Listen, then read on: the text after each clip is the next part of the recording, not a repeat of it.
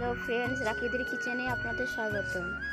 আজ আমি খাসির মাংস রান্না করব আলু দিয়ে কষা কষা করে। আপনারা সম্পূর্ণ ভিডিওটা দেখবেন। মাংসটা আমি কেটে নিয়েছি। এবার আমি আদা রসুন মশলাগুলো সব বেটে নেব। আদা রসুন কাঁচা জিরে সব মশলাগুলো একসঙ্গে বেটে নেব। পেঁয়াজ আর আলুটা আমি কেটে নেব। রসুনটা আমি ছাড়িয়ে নেব। রসুনটা আমি গোটা ব্যবহার করব, কাটা ব্যবহার করব। পেঁয়াজ আর আলুটা কেটে নিয়েছি আর রসুনটা আমি এভাবে ছিলে নিয়েছি। এবার আমি উনুনের কাছে চলে যাব। মাংসটা 10 মিনিট আমি ম্যারিনেশন করে রেখে দেব। লবণ দিয়ে দেব, হলদি গুঁড়ো দিয়ে দিয়েছি। এবার লঙ্কা গুঁড়ো দিয়ে দেব। জিরে আর ধনে একসঙ্গে খেয়েছিলাম, দিয়ে দিলাম। আদা রসুন জিরে একসঙ্গে বেটেছি, দিয়ে দিলাম। সরষের তেল দিয়ে দেব।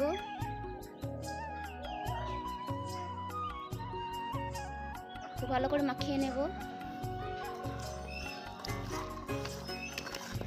খুব ভালো করে মাখিয়ে নিয়েছি। 10 মিনিট আমি রেখে দেব ঢাকনা দিয়ে। মাংসটা ঢাকিয়ে রেখে এবার আমি উনুনের কাছে চলে যাব। আলুগুলো ভেজে নেব। উনুনের কাছে চলে এসেছি আমি। আলুগুলো ভালো করে ভেজে নেব। হলদি আর তেল দিয়ে, হলদি গুঁড়ো, সরষের তেল, লাল লাল করে ভেজে নেব।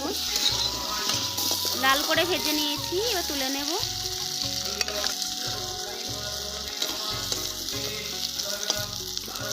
একই কড়াইয়ে এবার সরষের তেল দিয়ে দেব। তেজপাতা, পেঁয়াজ লাল করে ভেজে নেব। লাল করে ভেজে নিয়েছি, এবার মাংসটা দিয়ে দেব।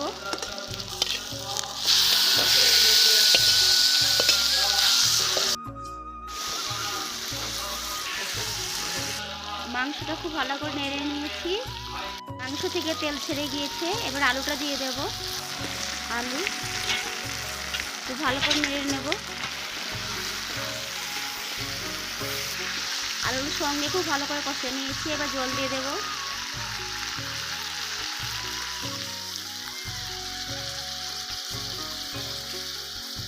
জলটা একটু বেশি আমি দিয়েছি ভালো সিদ্ধ হওয়ার জন্য। এবার ঢেকে দেব।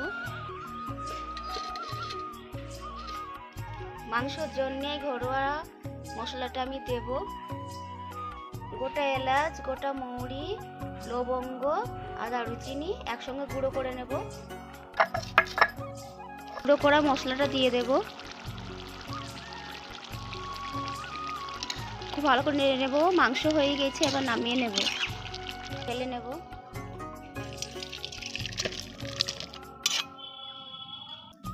যদি ভিডিওটা ভালো লাগে থাকে আমার কমেন্টে লিখে আমাকে জানাবেন।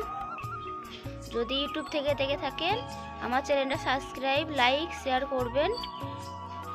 আর যদি ফেসবুক থেকে দেখে থাকেন তাহলে আমার পেজটা ফলো করে দেবেন। ধন্যবাদ।